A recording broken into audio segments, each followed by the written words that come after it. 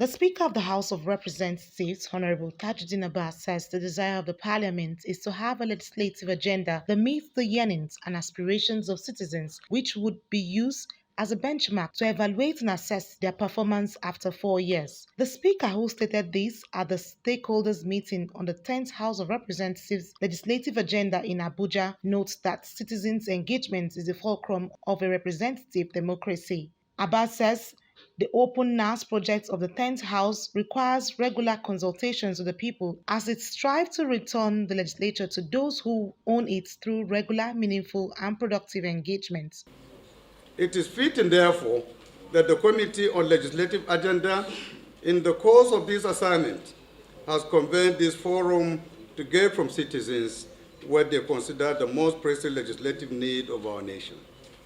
I urge the stakeholders gathered here to make the most use of this very important opportunity. It is my expectation that our conversations will center around the critical needs of our people at this time.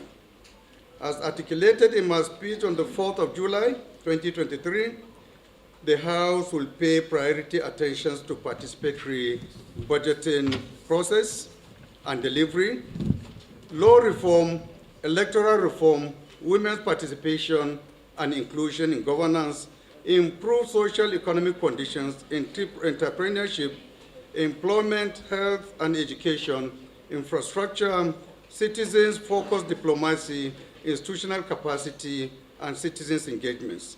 Chairman of the Committee on Legislative Agenda, who doubles as the House Majority Leader, Honorable Julius Hilbari, says the House of Representatives will engage with stakeholders to create an environment where all Nigerians can reach the highest points of their creative and productive abilities, as he highlights key pillars of the legislative agenda. To turn this vision into reality, we have outlined 6 key pillars that will serve as foundation for our legislative agenda: economic empowerment and diversification, infrastructure development, education and human capital development, healthcare for all, transparent governance and accountability, security and safety of persons and property.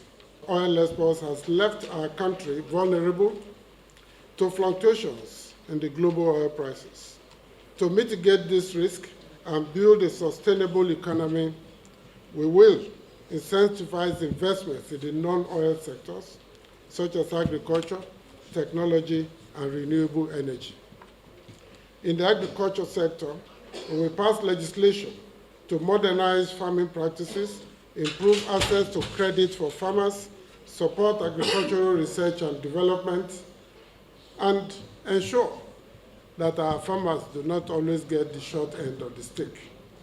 Additionally, we will explore opportunities in agro-processing to add value to our agricultural produce and create more jobs. Director Policy and Legal Advocacy Center Clement Nwanko calls on the Parliament to focus on legislations that will improve national development action, as the House of Representatives is seen as the people's parliament, especially now that Nigerians are faced with how to navigate the economic challenges. Given the fact that the House of Representatives is indeed perceived and seen by Nigerians as the people's parliament, the hope is that the expectations of citizens are met. In the last couple of weeks, Nigerians are, I'm not sure to say the word preparing, but Nigerians are certainly faced with the challenge of trying to even understand how to navigate perhaps one of its worst economic situations. We do have a challenge today that people are struggling to understand how to deal with the challenges that some of the economic, needed, I would say, economic policies of government will affect them. According to the legislature, the legislative agenda is put together not just as an aggregation of policies and promises. It is a commitment to the people of Nigeria to build a brighter future for all.